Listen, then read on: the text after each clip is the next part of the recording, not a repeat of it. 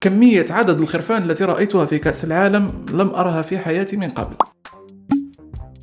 في هذا الفيديو وكما نقول باللهجة المغربية غندخل طول وعرض وارتفاع ومساحة في الأشخاص الذين روجوا كمية أكاذيب هائلة عن الرئيسة الكرواتية كوليندا كيتاروفيتش في كأس العالم في روسيا. هذه السيدة تقريبا تم إيصالها لمرحلة التأليه عند معظم أغبياء العرب، وقاموا بنشر أكاذيب وإشاعات حولها وحول كرواتيا حولوها لظل الله في الأرض. طبعا لم يبقى سوى أن يقولوا كوليندا كيتاروفيتش صلى الله عليه وسلم، وأن يقرأوا بعض التعاويذ لحمايتها من العين والحسد. طبعا أولا لنرى هذه المنشورات ولتنطلق سلوكيات. قال الفيلسوف حاميروفيتش: باعت الطائرة الرئاسية الخاصة وباعت عدد 35 سيارة نوع مرسيدس لنقل الوزراء، وأودعت عوائدها لخزانة الدولة.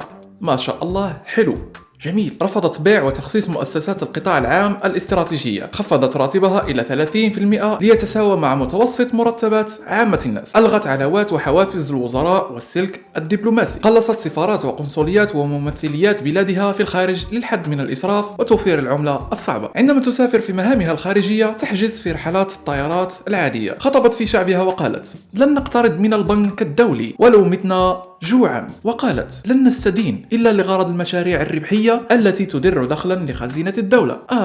تماما مثل خطبة طارق بن زياد. أعتقد المشاريع الربحية أمامكم والبنك الدولي خلفكم. ألغت الضرائب على محدودي الدخل، حاربت الفساد في كل دوائر الدولة، جعلت من بلدها الذي خرج منذ سنوات قليلة من حرب أهلية إلى واحدة من الدول المتقدمة اقتصاديا والمستقرة والمزدهرة. عندما يكون الوطن أغلى ما نملك تأتي التضحيات من الجميع دون استثناء. ومنشور آخر، شاهد عزيزي المواطن. في اجتماع الناتو رئيسة كرواتيا تقول لوسائل الإعلام: القدس الشرقية والغربية جزء من فلسطين التاريخية ولا حق لإسرائيل فيها. امرأة أكثر رجولة من قادة أمتنا الملوك المنبطحون ومشايخ الفتنة والمتسلطون. الرجولة مواقف ليست لحى وشوارب وسلطات. غدا سألبس قميص الفريق الكرواتي. لا شيء. أعتقد أنه يجب علينا أن نستعمل تقنية الجير فورث لنوقظ هؤلاء الأغبياء.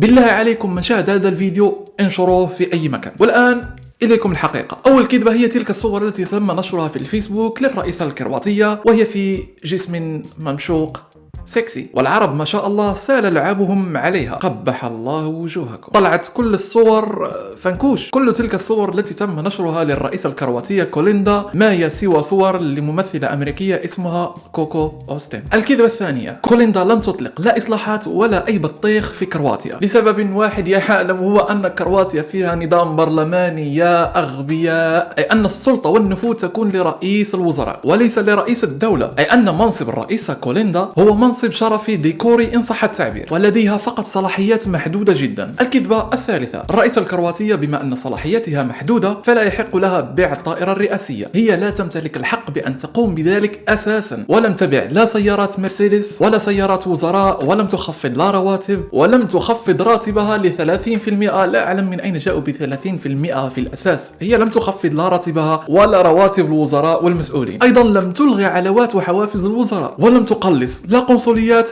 ولا ممثلين دبلوماسيين. أقسم بالله لا أعلم من أين جاءوا بهذه الهرطقات. لكن ما دام أن هناك أشخاص يرون كلمة الله في بطيخة ويقولون سبحان الله، إذن سيصدقون هذا الهراء.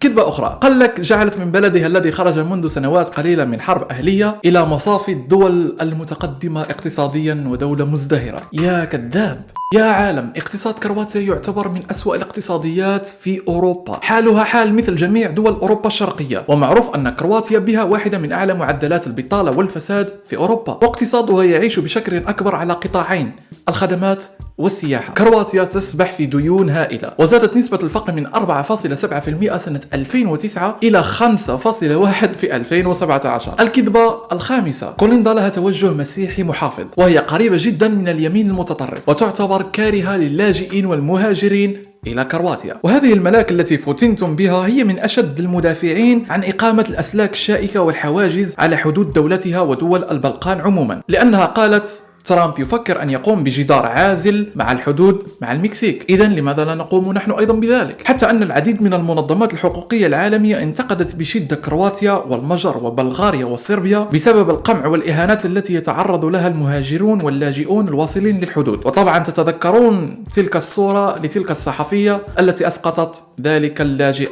السوري. الكذبة الأخيرة، قال لك كوليندا الجميلة مدافعة عن حقوق الفلسطينيين وحقهم في القدس وفي دولة مستقلة، وهذا كان في اجتماع للناتو.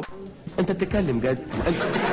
الحقيقة أن هذه الرئيسة لا هي مناصرة للشعب الفلسطيني، ولم تقل ذلك في خطبة للناتو يا جحش. لكن هل قالوا لك بأن كرواتيا لم تصوت لصالح قرار الجمعية العامة للأمم المتحدة هذا الأخير الخاص بالقدس؟ ها أنا قلتها لك. من بين كل هذا الهراء هناك معلومة واحدة فقط صحيحة، وهي أنها فعلا سافرت إلى روسيا لتشاهد كأس العالم على حسابها الخاص وفي طائرة عادية. فمساحة تقول لكم تخوزقتم فاصبروا.